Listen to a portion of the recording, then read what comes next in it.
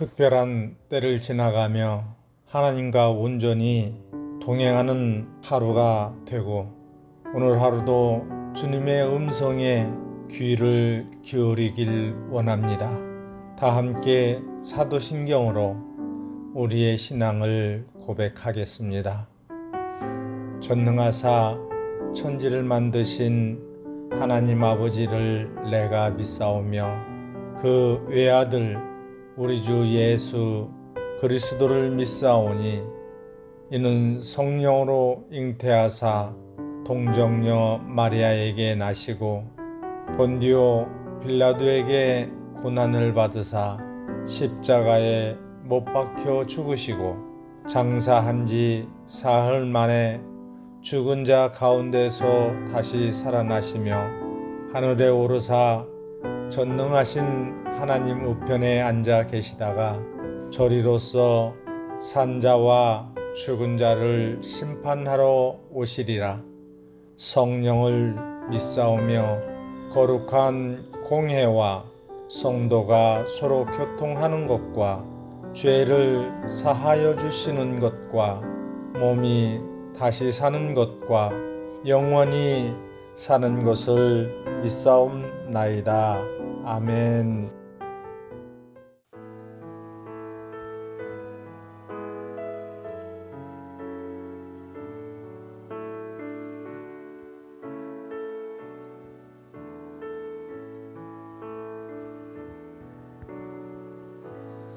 의지했던 모든 것 변해가고 억울한 마음은 커져가네. 부끄럼 없이 살고 싶은 마음 주님 아시네.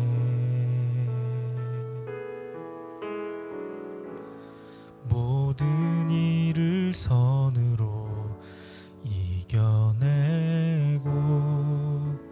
죄의 유혹을 따르지 않네. 나를 구원하신 영원한 그 사랑 크신 그네 날 붙드시네.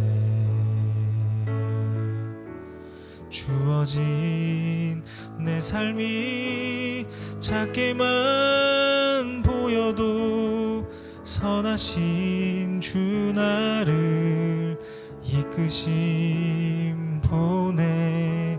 중심을 보시는 주님만 따르네. 날 택하신 주만 의지해. 보이는 상황에 무너질지라도 예수 능력이 나를 붙드네. 보이지 않아도 주님만 따르네. 내 평생 주님을 노래하리라. 주어진 내 삶이 작게만 보여도 선하신 주 나를 이끄심 보내. 중심을 보시는 주님만 따르네. 날 택하신 주만 의지해. 보이는 상황에 무너질지라도 예수 능력이 나를 붙드네. 보이지 않아도 주님만 따르네. 내 평생 주님을 노래하리라.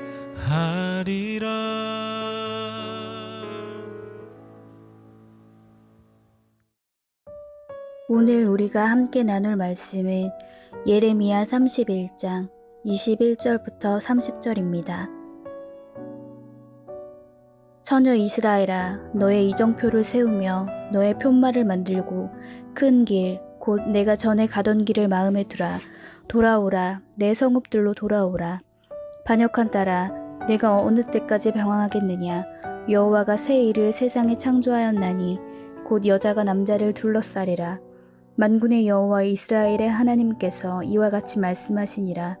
내가 그 사로잡힌 자를 돌아오게 할 때에 그들이 유다 땅과 그 성읍들에서 다시 이 말을 쓰리니 곧 의로운 처소여 거룩한 산이여 여호와께서 내게 복 주시기를 원하노라 할 것이며 유다와 그 모든 성읍의 농부와 양떼를 인도하는 자가 거기에 함께 살리니 이는 내가 그 피곤한 심령을 상쾌하게 하며 모든 연약한 심령을 만족하게 하였음이라 하시기로 내가 깨어보니 내 잠이 달았더라. 여호와의 말씀이니라. 보라, 내가 사람의 씨와 짐승의 씨를 이스라엘 집과 유다 집에 뿌릴 날이 이르리니 깨어서 그들을 뿌리 뽑으며 무너뜨리며 전복하며 멸망시키며 괴롭게 하던 것과 같이 내가 깨어서 그들을 세우며 심으리라. 여호와의 말씀이니라.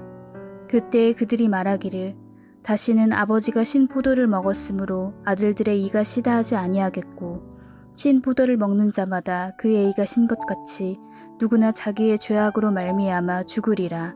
아멘. 반갑습니다. 오늘 예레미야 31장 21절부터 30절까지를 중심으로 새 힘이라는 주제의 말씀을 함께 나누겠습니다.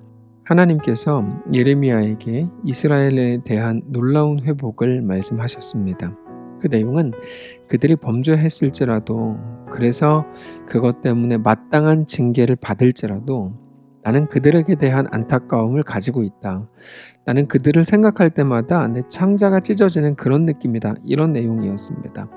그들이 범죄했다고 해도 그들은 하나님이 기뻐하시는 자식이라는 거죠. 그게 오늘 본문까지 이어집니다.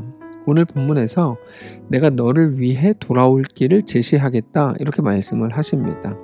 이정표와 편말을 만들어서 걱정하지 말고 돌아오라 이런 거죠. 21절입니다. 처녀 이스라엘아, 너의 이정표를 세우며 너의 편말을 만들고 큰 길 곧 내가 전에 가던 길을 마음에 두라.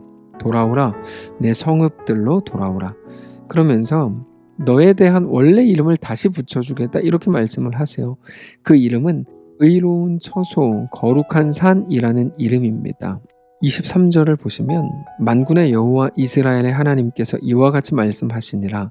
내가 그 사로잡힌 자를 돌아오게 할 때 그들이 유다 땅과 그 성읍들에서 다시 이 말을 쓰리니 곧 의로운 처소요 거룩한 산이여 여호와께서 너에게 복 주시기를 원하노라 할 것이라.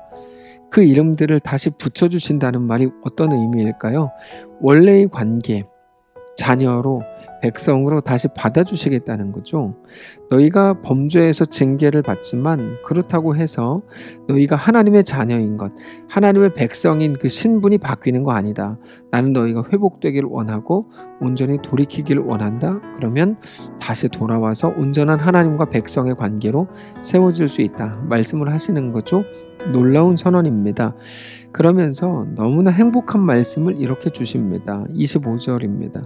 이는 내가 그 피곤한 심령을 상쾌하게 하며 모든 연약한 심령을 만족하게 하였음이라. 피곤한 심령을 상쾌하게 하겠다 이렇게 말씀을 주세요. 이 부분을 물론 직역하면 목마른 사람들에게 물을 마시게 하겠다 이런 의미거든요. 근데 저는 개역 개정판에서 번역된 이 표현 피곤한 심령을 상쾌하게 하겠다 이 표현이 너무너무 좋았습니다. 지난 주일에 뉴스를 보는데 마음이 너무 무거웠습니다. 전 세계의 코로나가 너무 심해졌는데 특별히 동남아의 코로나 상황이 안 좋아져서 인도네시아, 베트남, 미얀마 이런 나라들에 사는 한국 교민들이 하루라도 빨리 한국으로 되돌아가고 싶어 한다는 뉴스였습니다. 한국으로 돌아가려면 특별한 방법은 없고 에어 앰뷸런스나 혹은 전세기 이런 것들을 타야 되는데, 에어 앰뷸런스를 타려면 1인당 1억 2천만 원을 내야 된다고 하고, 전세기를 타려고 해도 2천만 원이나 들기 때문에 한국에 그분들이 올 수가 없고, 그러나 의료 상황이 열악한 그곳에서 두려움 속에 하루하루 버티고 있다, 이런 뉴스를 들었습니다. 그 뉴스를 보는데 마음이 참 안타까웠습니다. 너무 무거웠습니다. 모든 사람들이 전염병의 공포에 벌벌 떨고 있고, 그거를 해결할 능력은 사람에게 없고, 그러다 보니까 언제나 무서워하면서 살아가는 게 전부라는 생각 때문에 마음이 무거웠죠. 마음이 너무너무 피곤했습니다. 단지 그 문제뿐 아니라 사실 그 전에도 우리 모두는 여러 가지 개인적인 이유로, 국가적이고 사회적인 이유로 피곤했고 마음이 너무 힘들었습니다. 어쩌면 이 땅을 살아가는 인간이라는 존재 자체가 한계를 가진 존재이기 때문에 매일같이 피곤할 수밖에 없는 것이죠. 그래서 지금 이 시대를 사는 우리 모두가 너무 피곤하다는 생각이 드는 거예요. 근데 성경은 그것을 보고 곤고함이라고 부르거든요. 근데 하나님께서 그 곤고함을 상쾌함으로 바꾸신다는 거죠. 그거를 예레미야의 꿈을 통해서 하나님께서 말씀으로 주신 겁니다. 예레미야는 꿈속에서 하나님의 음성을 들었을 때 너무 행복했습니다. 그게 달콤하게 느껴졌죠. 26절입니다.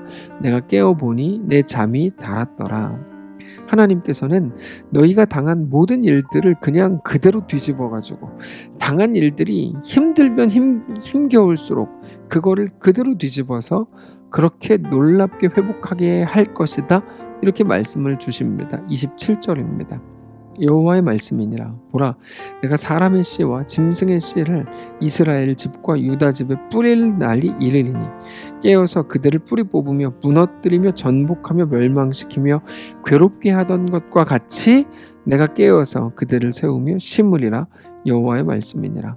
그러니까 그들이 바닥에 떨어진 것만큼 그대로 올리신다는 거죠.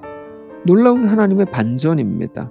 그러면서 아버지의 죄 때문에 아들이 죽는 일이 없을 거다, 이렇게 말씀을 하시는데요. 29절입니다. 그때 그들이 말하기를 다시는 아버지가 신포도를 먹었으므로 아들들의 이가 시다 하지 아니하겠고, 신포도를 먹는 자마다 그의 이가 신 것 같이 누구나 자기의 죄악으로 말미암아 죽으리라. 여러분, 이건 굉장히 중요한 약속입니다. 이게 어떤 의미인가 하면, 자기 죄 때문에 자기가 멸망하는 거지, 선조의 죄 때문에, 선배의 죄 때문에 자식이나 후배들이 멸망하는 일 없을 거다, 이런 말인데, 바벨론에 끌려가게 한 것은 선배들의 죄악 때문입니다. 그러나 바벨론에서 나고 자란 그 후손들까지도 선배들의 죄 때문에 멸망당하지 않을 거라는 거죠. 오히려 그들은 그들의 회복으로 말미암아 돌아오게 될 것을 말씀을 하시는 겁니다. 정말 그렇습니다. 바벨론에 끌려가서 집을 짓고 밭을 일구고 자식을 낳고 또 그 자식을 결혼시키고, 이 모든 일들을 지나면서 세대가 바뀝니다. 보통 한 세대를 30년으로 보거든요. 근데 바벨론은 70년 포로 생활입니다. 한 세대가 완전히 가고 두 번째 세대에서 세 번째 세대로 또 옮겨가는 거죠. 그러다가 그렇게 바뀐 세대가 이제 회복이 돼서 돌아오게 되는 겁니다. 그게 하나님의 이끄심이고 그들의 정결하기에까지 기다리시는 하나님의 기다리심입니다. 지나간 일들을 다시는 기억하지 않으시고 다시 깨끗한 주의 백성으로, 온전한 하나님의 백성으로 서게 하시는 것입니다. 오늘 본문에서 말씀하셨던 피곤한 심령을 상쾌하게 하시는 것이 바로 그겁니다. 근데 사랑하는 성도 여러분, 오늘 우리의 삶에 그와 같은 은혜가 있으시기를 축복합니다. 우리는 어제의 못난 모습, 어제의 연약함과 어제의 죄악 때문에 매일같이 고통스러워합니다. 그게 너무 피곤합니다. 그러나 하나님께서는 어제를 기억하지 않으시고 오늘 우리를 새롭게 세우시고 우리 가운데 놀라운 내일을 허락하셔서 우리로 하여금 다시 일어나게 하실 겁니다. 우리가 좋아하는 찬송가에도 이런 고백이 나옵니다. 내 모든 시험 무거운 짐을 주 예수 앞에 아뢰이면 근심에 쌓인 나를 돌아보사 내 근심 모두 맡으시네. 내 모든 괴로움 닥치는 환난 주 예수 앞에 아뢰이면 주께서 친히 날 구해주사 넓으신 사랑 베푸시네. 내 짐이 점점 무거워질 때 주 예수 앞에 아뢰이면 주께서 친히 날 구해주사 내 대신 짐을 져주시네.